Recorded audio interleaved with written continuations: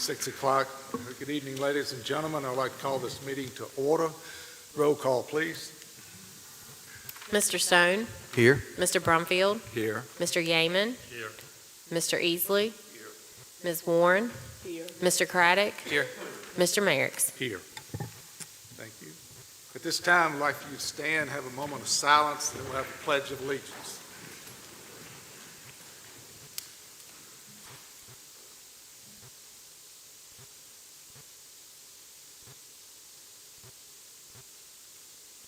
Salute. I pledge allegiance to the flag of the United States of America and to the republic for which it stands, one nation, under God, indivisible, with liberty and justice for all. Thank you. You may be seated.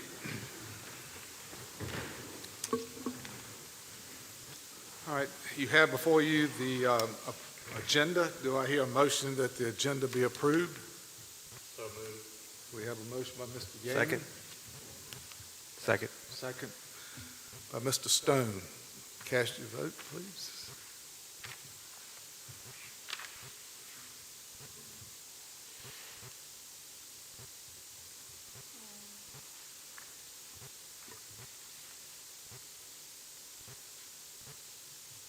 Motion carried. All right, we have the minutes in the packet.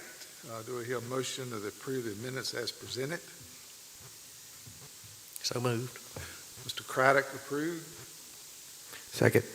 Mr. Stone second. Cast your vote for that.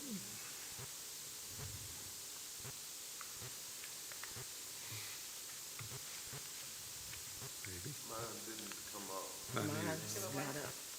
There it is. Okay, now. We're faster than technology.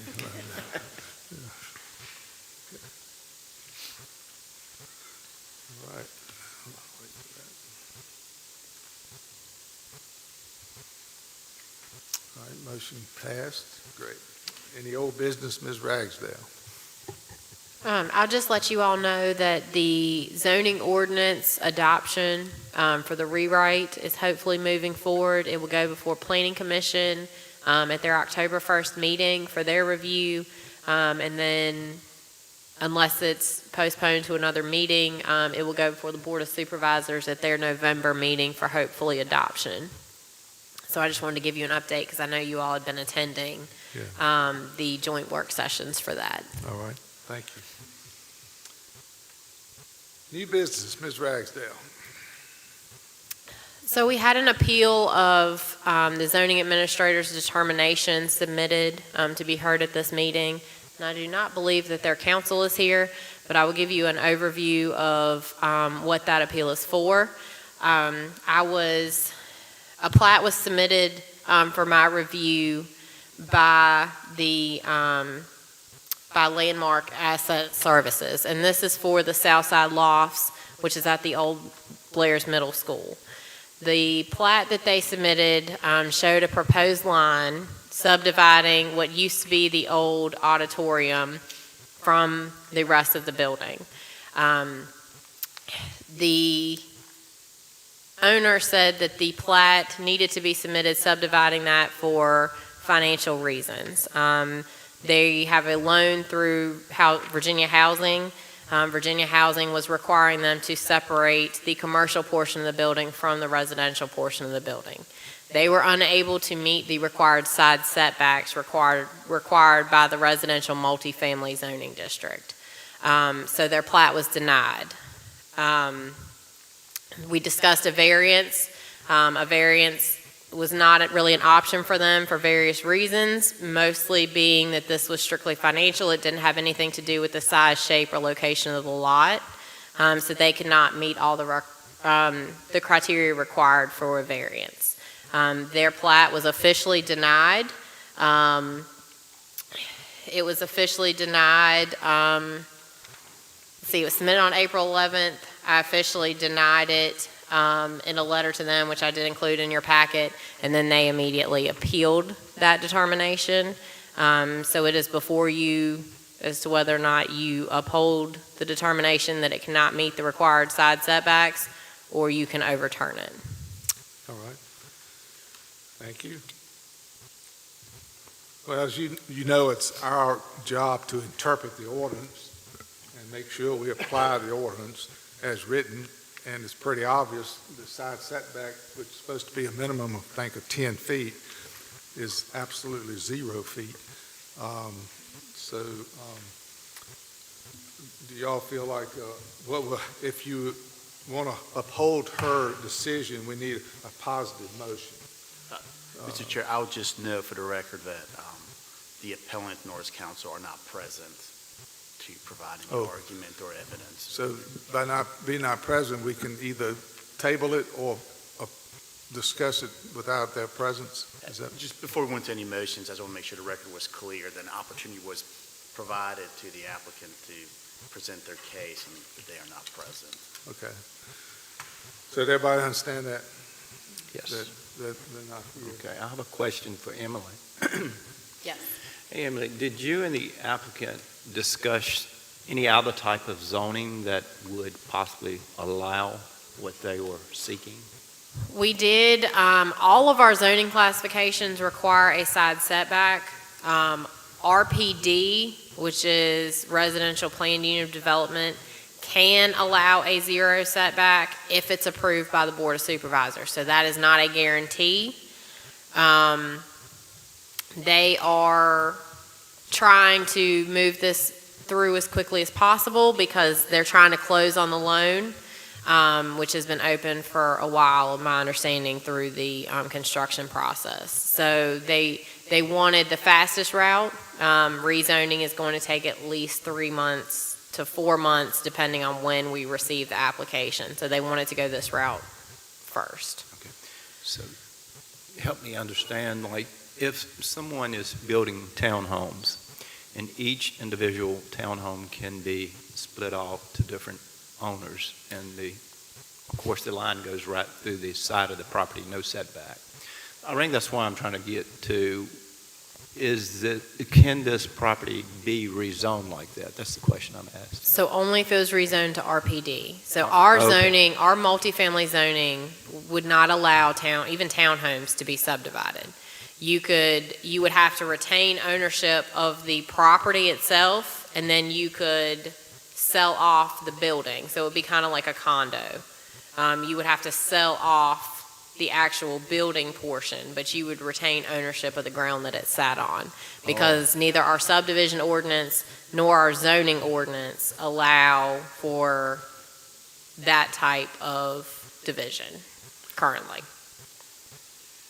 unless it is rezoned to RPD and it's approved by the Board of Supervisors for such. So this would be the right way for this to take place, according to our current zoning?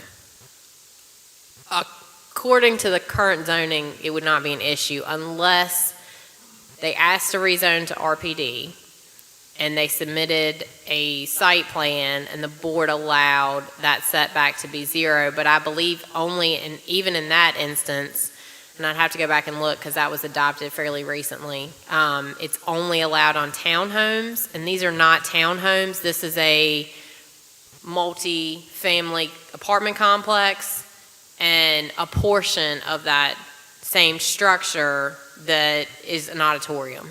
So it's still the same building, still has access between the two. You're not changing ownership. It's not allowing it to be sold off. They are just saying that they need to subdivide the commercial from the residential. So I'm not even sure that going the RPD route, they would qualify for that based on their position. Okay, thank you. That's all I have. So it's my understanding, should we uphold her decision, then the applicant can appeal our decision to the judge. That's correct. So they still have a way to go. So, any other comments? I had one question.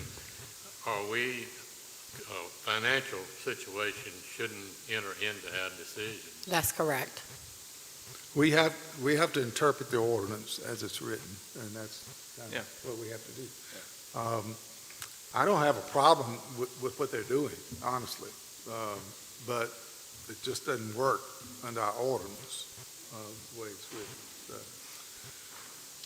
So, any other comments? Do I hear I'll read a positive motion, which is what I need to read to uphold her decision. Let me see if I get it. Whereas Landmark Asset Services filed a notice of appeal to the Board of Zoning Appeals of an administrative decision under Section 35-283 of the Pennsylvania County Zoning Ordinance, and whereas for reasons well supported in the record, I move the zoning administrator's decision be upheld. Do I hear a motion for that? So moved. So moved by Mr. Easley. Do I hear a second? Second. Second by Mr. Stone. Cast the vote.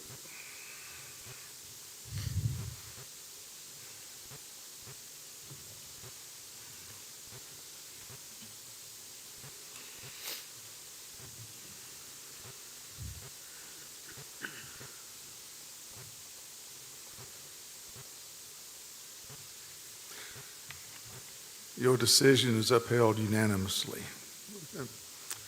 All right. Moving on, Chairman's report. I have no report.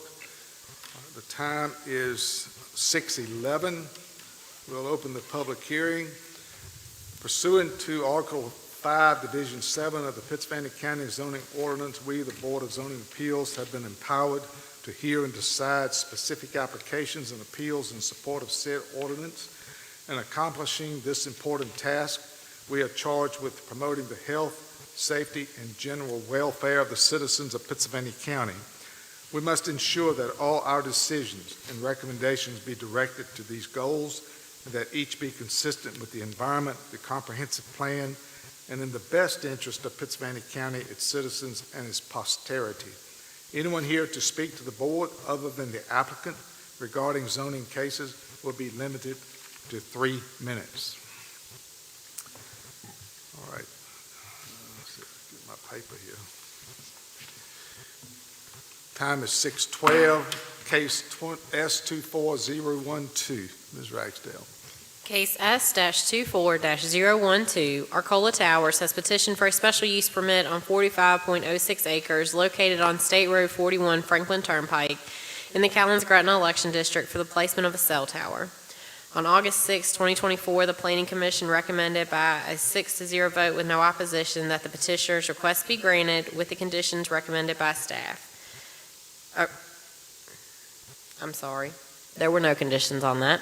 Okay. So it's just recommended approval. The staff summary is enclosed in the board packet. Mr. Chairman, Jonathan Yates is here to represent the petition. All right. Mr. Yates.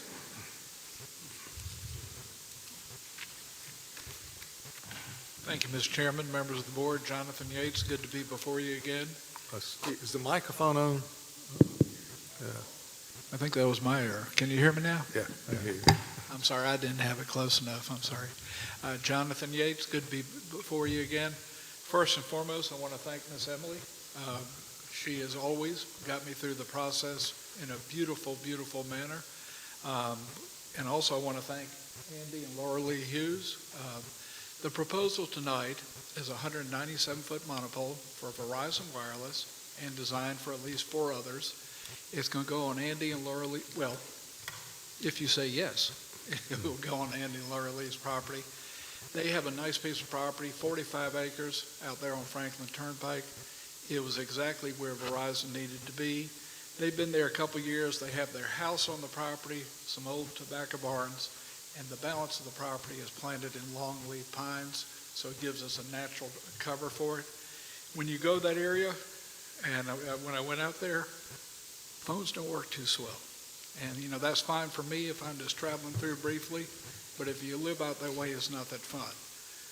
We were able to achieve all the necessary setbacks. They were very gracious with us on that. The facility has been reviewed and approved by the FAA. It's about 15.3 nautical miles from the Danville Regional. Everything worked out perfectly with there where Verizon wanted to be. If we are allowed to do this, it takes us about 60 days to build the structure. Then Verizon comes on and puts their equipment on there. After that, excuse me, Verizon only visits about 8 times 8 to 10 times a year just to sort of tinker with their equipment. It's operated remotely, so we're not creating any additional traffic on Franklin Turnpike in the area.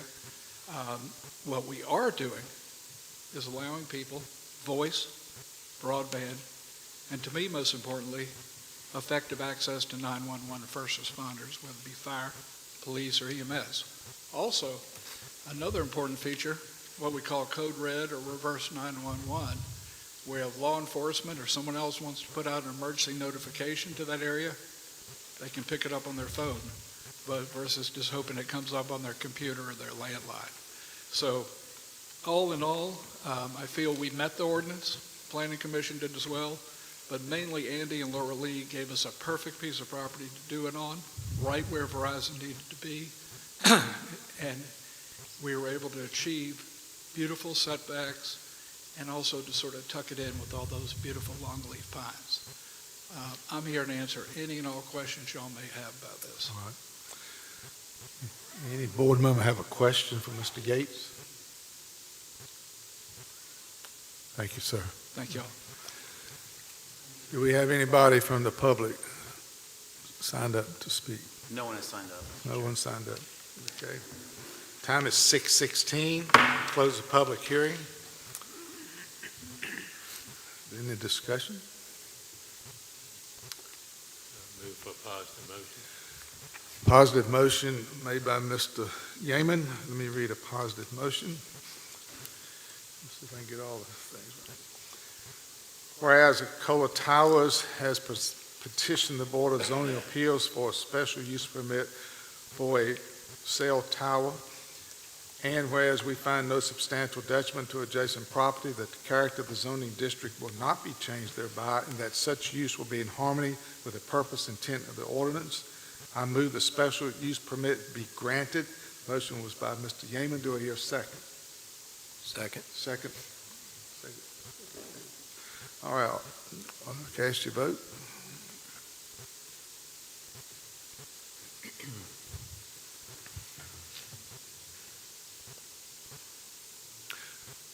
Motion passed. Thank you for coming out.